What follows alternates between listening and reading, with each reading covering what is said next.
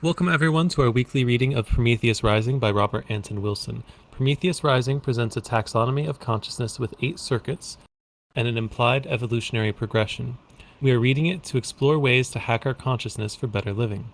I'm Bubble, also known as Ali Wurds. I have a bachelor's degree in philosophy, and I've worked with and written about Prometheus Rising over the past 5 years. Alright, let's get into it. So we'll continue at chapter 6 on page 90. Alright, so chapter 6 is called The Time-Binding Semantic Circuit.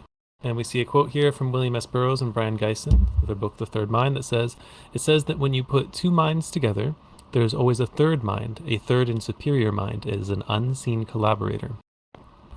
Below that, we see looks like a thought bubble with a progression of weapons, starting with just a stick or a branch to a club, a spiked club, a flail, an arrow, a cannon, and that looks like a nuclear missile.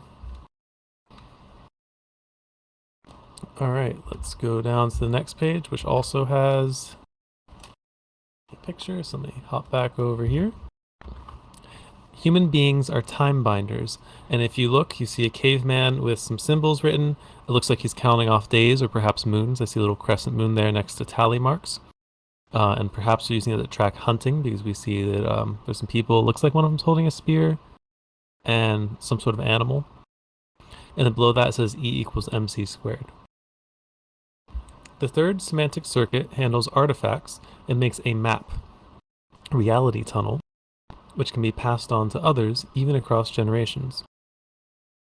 These maps may be paintings, blueprints, words, concepts, tools with instructions on use transmitted verbally, theories, music, etc.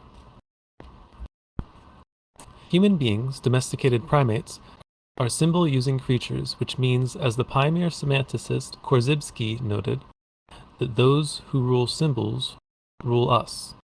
If Moses, Confucius, Buddha, Muhammad, Jesus, and St. Paul can be considered living influences, and they are, look around the world, this is only because their signal has been carried to us by human symbol systems.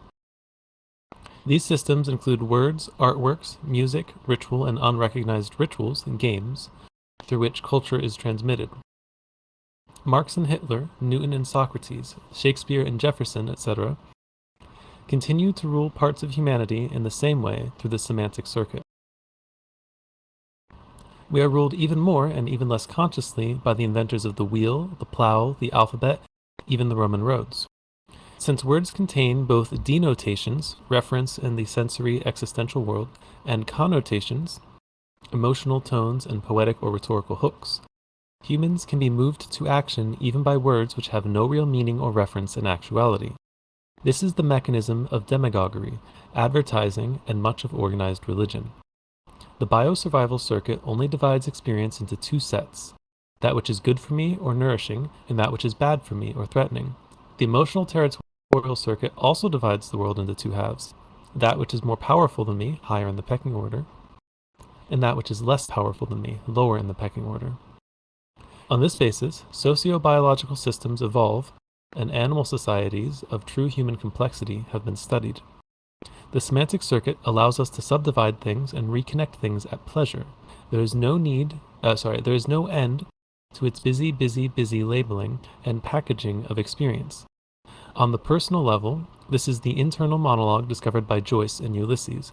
On the historical level, this is the time-binding function described by Korzybski, which allows each generation to add new categories to our mental library, connecting new things, separating new things, reclassifying and reshuffling forever. In this time-binding dimension, Einstein replaced Newton before most of the world had heard of Newton. And then there's a footnote, most of the world was illiterate until the 1970s.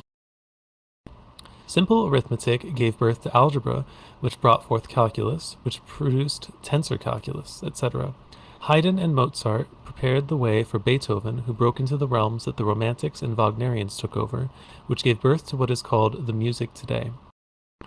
So-called future shock has always been with us since the semantic circuit first began functioning somewhere in prehistory. In a symbolizing, calculating, abstracting species, all times are times of change. The process is, however, accelerating faster as time passes, because the symbolizing faculty is inherently self-augmenting. In ordinary language, the semantic circuit is usually called the mind. As psychologist Robert Ornstein said in a recent radio show, when we say someone has a good mind, we generally mean they have a good mouth, i.e., they use the semantic circuit well. In terms of transactional analysis, the first oral circuit is called the natural child. The second emotional circuit is called the adapted child, and the semantic circuit is called the adult computer. Is called the adult or computer. In Jungian terms, the first circuit mediates sensation, the second circuit feeling, and the third circuit reason. The neurological components of the first circuit go back to the oldest parts of the brain. Carl Sagan called these functions the reptile brain. These neural structures are at least billions of years old, and the second circuit structures appeared with the first amphibians and mammals somewhere around 1,000 million or 500 million years ago. Sagan called them the mammalian brain. The semantic circuit appeared perhaps 100,000 years ago. Sagan called it the human brain. It should be no surprise that most people, most of the time, are controlled more by the older reptilian mammalian circuit than by the human semantic rational circuit.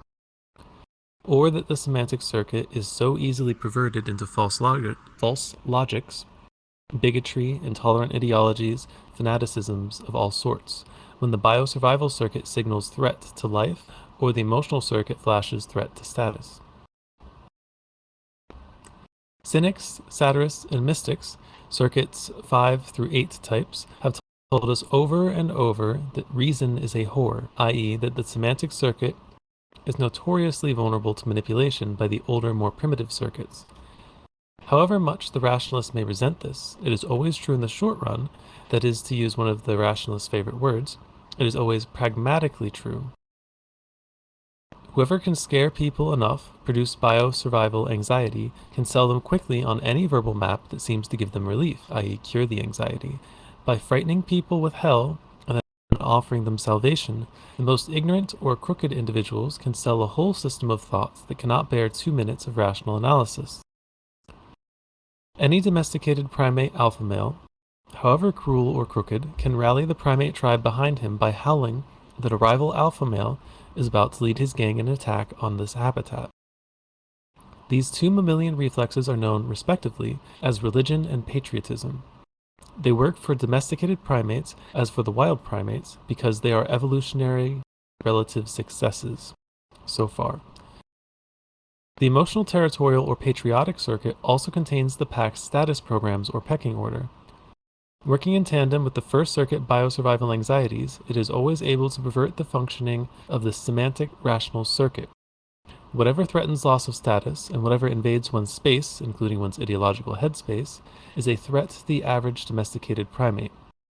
Thus, if a poor man has one status prop in his life, I'm a white man, not a goddamn, and I'm not going to say the N-word, but there it is, or I'm not a goddamn, or whatever, any attempt to preach tolerance, common humanity, relativism, etc., is not processed through the semantic circuit, but through the emotional circuit, and is rejected as an attack on status, ego, or social role. The attentive reader will remember that the third grid of the first two circuits put the pre-verbal child into a two-dimensional world. Before we go on, there's a footnote after the word preach, any attempt to preach tolerance. At the bottom it says, of course, preaching itself is bad second circuit politics, since it puts you one up on the person preached at. You are not one up unless imprinted as such by being an alpha male in the same gene pool, or conditioned as such by being a boss or other authority figure. The counterculture of the 1960s, like many other idealistic movements, failed because it did so much preaching from a morally one-up position when nobody had been imprinted or conditioned to accept it as one-up. Alright, so the first, or the simplest of the diagrams looks like this.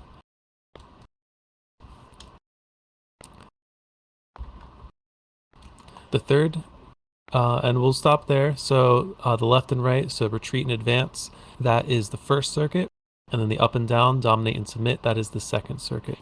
This is a pretty good stopping point. Are there any questions from those who are here? If not, we'll keep going. The third semantic circuit seems intimately connected with three-dimensionality, although our binocular vision, of course, also plays a role here. Specifically, right-handedness is a human, or at least a primate, trait. Other mammals show no right hand preference, they are ambidextrous. Recent neurology has shown that our right-handedness is intimately connected with our tendency to use the left hemisphere of the brain more than the right. The left-handed minority are discussed below. Indeed, we use the right hemisphere so little in ordinary life that for a long time it was called the silent hemisphere. Thus, there is a genetic hardwired preference in most humans for right-handed manipulations and left brain mentations. Now, these connections seem intimately involved with our verbal semantic circuitry because the left brain is the talking brain. It is linear, analytical, computer-like, and very verbal. Thus, there is a neurological basis for the linkage between mapping and manipulating. The right brain manipulates the universe and makes artifacts, and the left brain maps the results into a model which allows for predictions about future behavior of that part of the universe. These are the distinctly human post-primate characteristics. The left-handed, on the contrary, specialize in right brain functions, which are holistic, supraverbal, intuitive, musical, and mystical. Leonardo, Beethoven, and Nietzsche, for instance, were all left-handed. Traditionally, left-handed people have been the subject of both dread and awe, regarded as weird, shamanic, and probably in special communication with God or the devil. Alright, and we have a footnote here. Aleister Crowley knew about this pragmatically before modern neurology. He taught his pupils to learn to write equally well with both hands, thereby forcing the dominant right brain to spring to activity. Okay, back to the main text.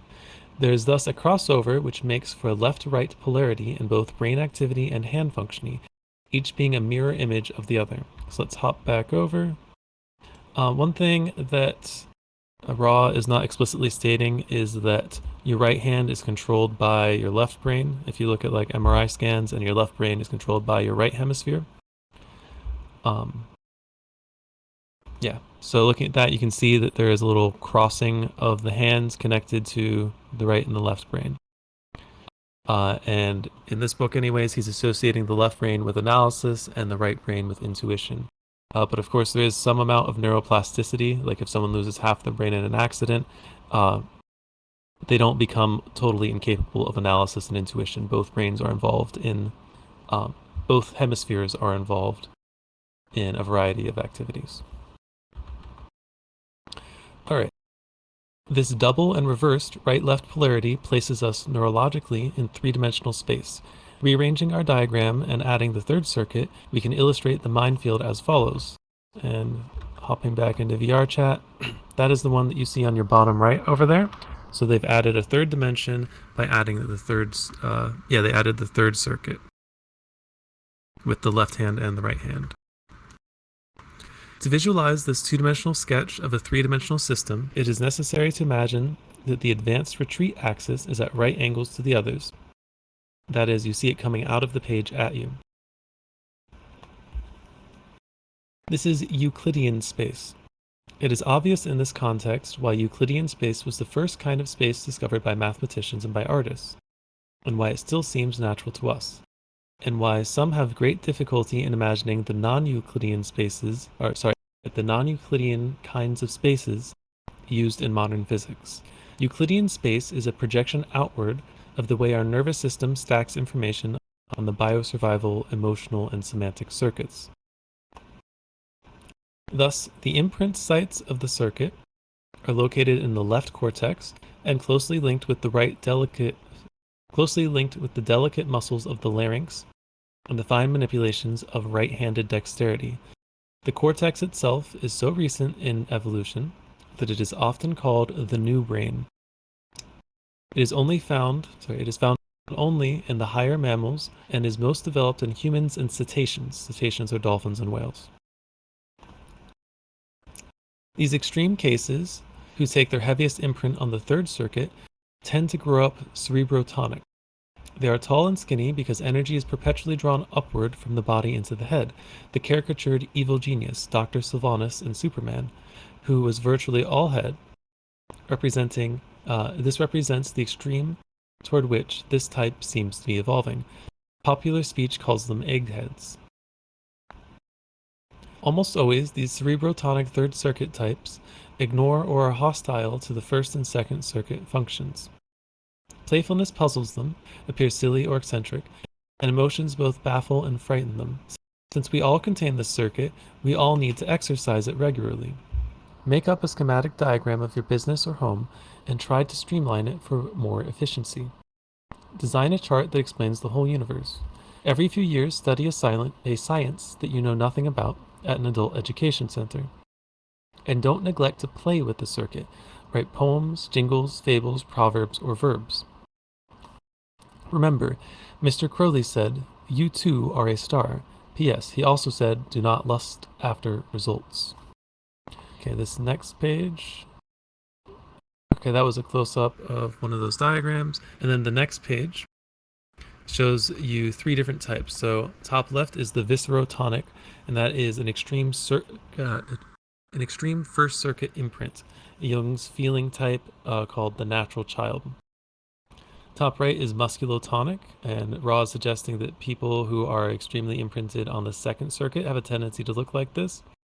And then they match Jung's sensational type, the adapted child. And then the third circuit is an extreme cerebrotonic. He described the energy getting pulled up to the head. That would be associated with Jung's rational type, or adult or computer. The neurological imprint is the blueprint for the entire organism.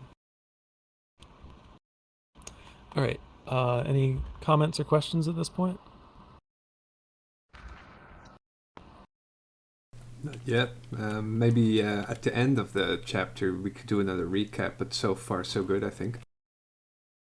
Okay, sounds good. Okay, back on page 102.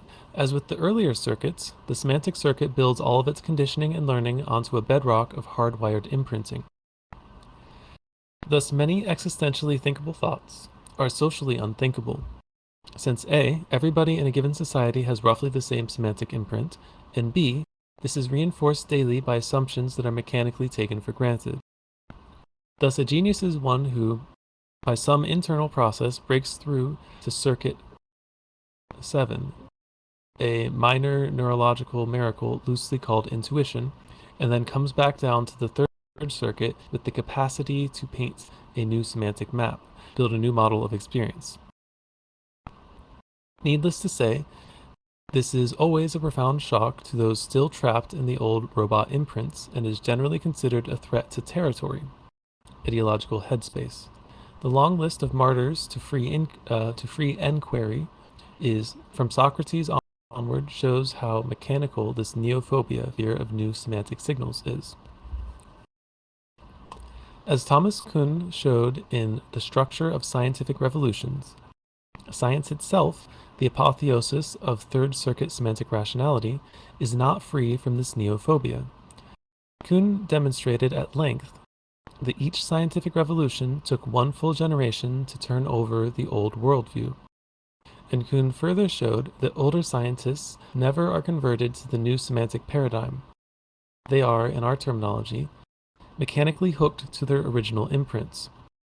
The revolution is complete, as Kuhn shows, only when a second generation, not hooked to the old imprint, is able to compare the two models and decides rationally that the newer one really does make more sense. But if science, the most self-correcting of all information processing third circuit functions, has this one generation time lag, what can be said of politics, religion, economics? Time lags of centuries or even millennia are common there, and we have a footnote. This only refers to other people's politics, religions, and economics, needless to say. The reader's own opinions on these subjects are the only reasonable and objective ones, of course. Back to the main text. We commented earlier that in biosurvival neurology, there is no time. I just found myself doing it, we say, after passing through an automatic reflex on the biosurvival circuit. Emotional territorial circuit actions begin to include time as a factor. Dominant signals may not work. The seemingly weaker mammal may offer a counter-challenge.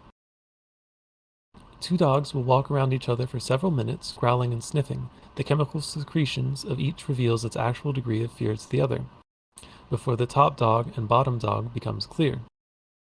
On the human level, we often agonize over emotional decisions, become acutely conscious of time as we hesitate. As every suspense writer knows, the principal way to increase emotional tension is to set a time limit on a difficult or dangerous decision. See any Star Trek script, the time limit is never missing, or see any of Irving Wallace's bestsellers. Suspense is always increased, of course, if the time limit is abruptly shortened just before the climax. On the third circuit, time becomes conceptualized as well as experienced. We know ourselves as creatures of time, the tale of the tribe, the totem pole, the Odyssey of Homer, the Old Testament, the Vedas, etc., tell us what came before and often contains prophecies of what will come later. Science expands the third circuit into contemplation of time spans that stagger our imaginations.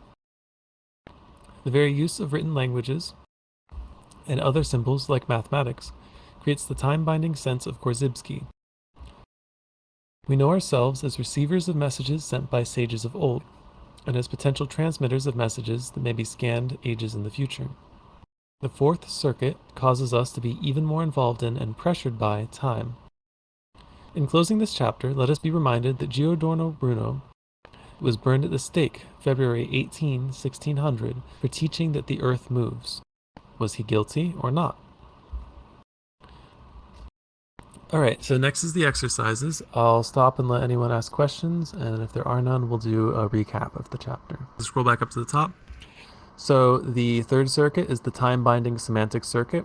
It's about how we use like language and symbols, and it binds time, as you can see in the diagram with the caveman. We're able to keep track of time through various symbols like clocks or minutes, hours, seconds, hourglasses, or even just keeping track of the moon or the sun. Once you start to conceptualize those as symbols, you can externalize time. Time is something you can experience the future and the present via concept, by manipulating concepts and symbols rather than just direct experience like the first two circuits. And that's why Carl Sagan called this the human mind. It's one of the main things that separates what we think of as human consciousness from what we think of as mammalian or reptilian consciousness. Is we have this ability to think about time due to our the way in which we manipulate symbols. Just going back through again, and then he also talks about how the third circuit can pretty easily be manipulated by the first two circuits and the other direction.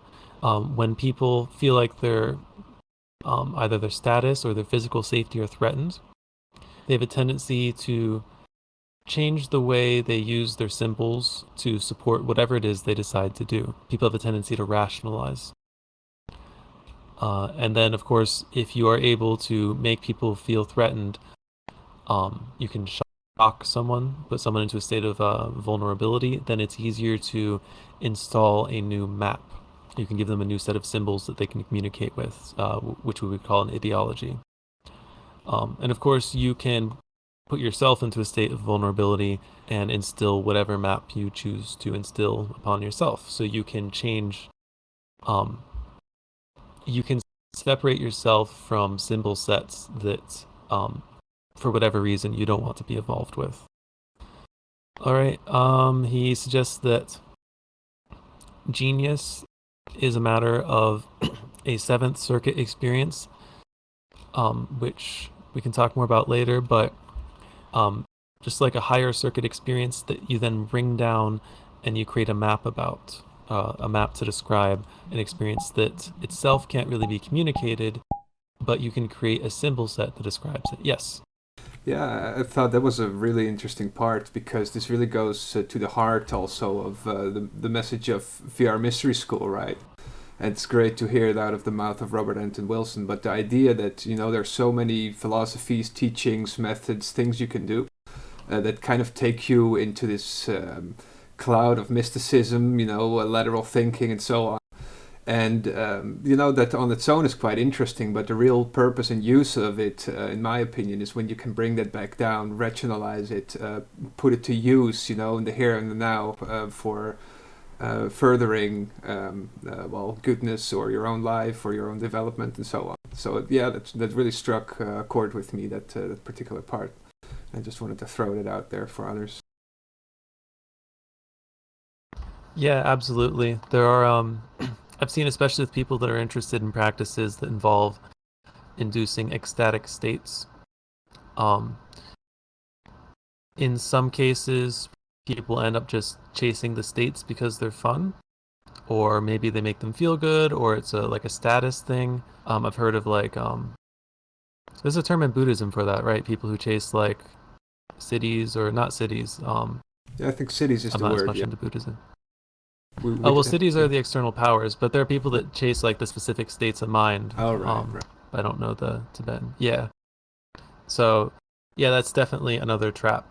Yeah, and You can get caught in a higher add level even circuit. another angle to that, even I'm a designer by trade, and in design theory, there's this thing where you do research or just basically create a cloud of thinking, which is like divergent process, and after that, again, you do something like convergent steps. What you select and you bring it down to something concrete. And then afterwards it kind of repeats again. So yeah, it's a very similar archetypal pattern that seems to show itself in many things to do with processes of creation and thinking and evolvement. I think is the best word. Expansiveness Yeah, I and like to think contraction again. of expansion and contraction is a good way to think of it. I like to think of it as building a better launch pad. Right. All right. All right. Then he talked a little bit about the whole left brain, right brain thing, which is not neurologically supported in the way some people try to use it these days. Because again, both hemispheres have a tendency to do all sorts of things, but you can definitely use the archetype of the left and the right brain to describe like analytical or intuitive thinking, which you'll see throughout this book. And then he associates the left brain with the third circuit because symbol manipulation is good for like analysis. And he associates the right brain with intuition, and that would be the fourth circuit, which we'll get to in a later chapter. And then there are some like 3D diagrams where he shows the three circuits plotted together, so that you have the hostile strength, hostile weakness, friendly weakness, in addition to Maybe you can pull this up again. Approaching them. Yeah, I'll pull it up again. Good call. So the bottom right one. So you have the 4 quadrants that we talked about in, I think that was chapter 4. In addition to that, you can approach it in more of a left or a right-handed way, meaning more of an analytical way or more of an intuitive way. And you can actually keep mapping as many dimensions as you want onto a grid. So that you could have a 4th dimension, can't be easily graphed in a way that looks good without like things like color coding, but you can graph all of the circuits right on top of each other if you felt like it. And you could make like an 8-dimensional space. Yeah, and then he talks about Euclidean geometry. So Euclidean geometry is the stuff where it's all like right angles, like the Cartesian coordinate system. And non-Euclidean geometry, specifically Euclidean geometry, is actually 2D. And then there are like certain rules for how you're allowed to use like your straight edge and your compass. You're not allowed to make marks on your straight edge. But the way he's using it, this would be like a Euclidean 3D space. Non-Euclidean spaces have a tendency to be curved in some way. Yeah, so like one of these spaces could be curved, and you see that like that's one of the way that Einstein describes gravity, is that mass curves space around it, which turns it into a non-Euclidean space.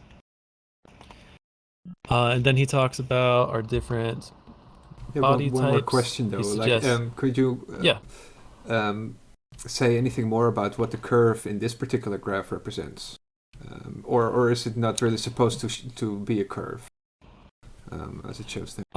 That is a good point. I can't think of a reason right now that it would be curved other than to try to emphasize the 3-dimensionality of it. Right. I would guess, that it might go downwards to create a flat perspective or something like that. So my guess would be that it's curved on purpose. But why? Well, we'll have to Google that or something. Think so. That is a good point. So if it were me and I wanted to curve it, I would have a tendency to curve retreat down, probably. And kind of just looking at this, I think it probably should have been printed differently. I think the left and right hand should have been the ones sticking out because this hostile strength, and I'm gonna walk over here. So this hostile strength quadrant, it isn't made by the dominate and the left hand, which kind of the way it's printed makes it look like that.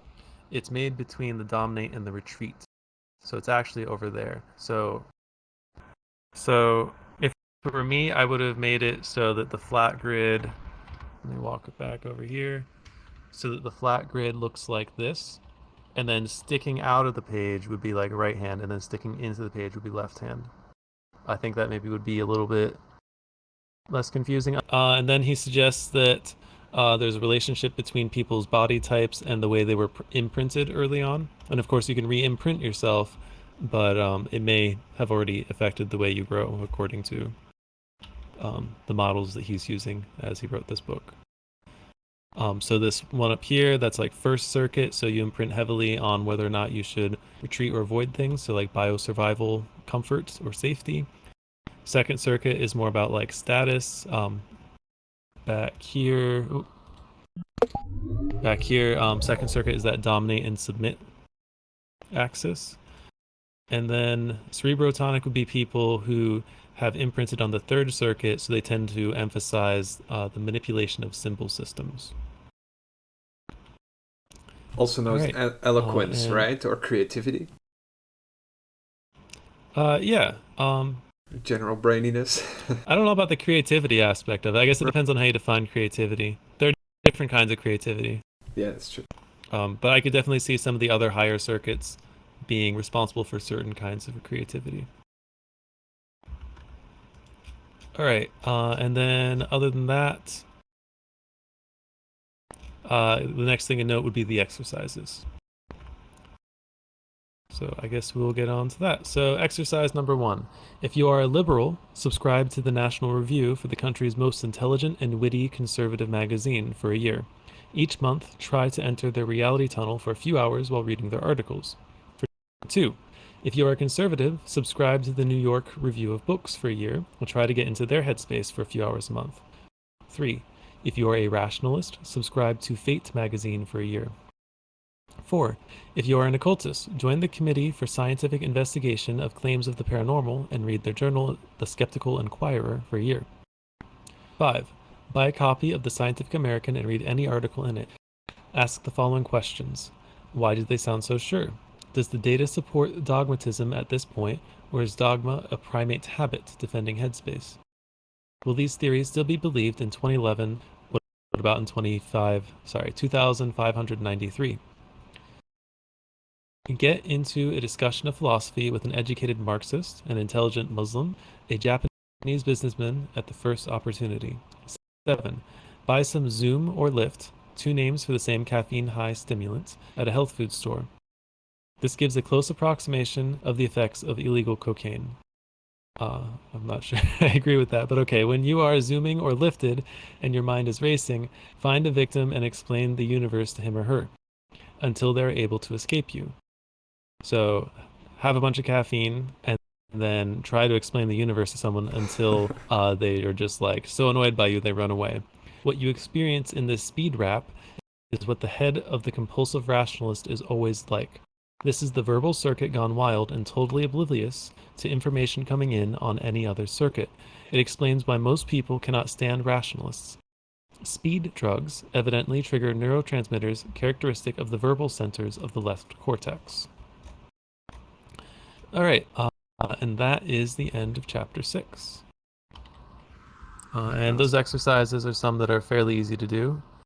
And if you, maybe the things he lists for subscriptions are a little outdated, but the internet and social media in particular make it particularly easy to find strange, sometimes extreme echo chambers. And one way that you can do that I find fascinating is make yourself a new email address and start signing it up to different social media platforms and purposefully like or dislike things on various platforms, watch certain videos, and see the way in which those platforms are going to try to condition you. And you'll end up in some sort of weird rabbit hole, especially if you're doing it consciously. Yeah, I think this is a really interesting exercise. The subscriptions is probably not going to work out, right? But if, let's say, anybody who has the time for next week, try to figure out who your diametrical opposite is, in terms of ideology, and follow Bubble's suggestion. Spend an hour creating a YouTube recommendations bubble, for yourself, or getting into the stream of recommendations on Twitter. I think that's a great idea. And not only that, don't gruel at what you see, but try to maybe empathize or see why these opinions might come to exist. Not from a judgmental perspective, but making sense of it. Or what if it was me thinking this? If that makes any sense. Yeah, course, and actually the circuit model is a very good way to analyze that as you're seeing it. So like, let's say you find some sort of extremist subreddit or YouTube channel or whatever, you can look at the different appeals they're making. Are they trying to make people feel comfortable or uncomfortable? Are they putting like time pressure on people? Right. Are they like spreading fear, uncertainty, despair, or are they like pulling back and trying to make people be like, chill, it's all good? That's all like first circuit type stuff. Yeah, that's very interesting. And the us against them thing is something that's really prevalent in a lot of corners on the internet today. That's second circuit, I believe, right? Yeah, that would be more like that. And if they have like a complicated ideology, or they're trying to get you to use language in a certain way to describe certain things, that would be more focused on the third circuit. And you're probably going to see a combination of them wherever you go. All right. Thank you for coming to today's session. A recording will be up on YouTube in the coming days. Join us again next week, same day and same time. You can follow what I do outside VRChat over at my Linktree, which is linktr.ee/elephantwords. If you haven't already, please join VRM Discord. There's a URL in the lobby. Consider supporting VRM by donating, supporting on Patreon, or becoming a volunteer. More information at vrmystery.school/support. This is the end of today's session, but feel free to mingle in the lounge.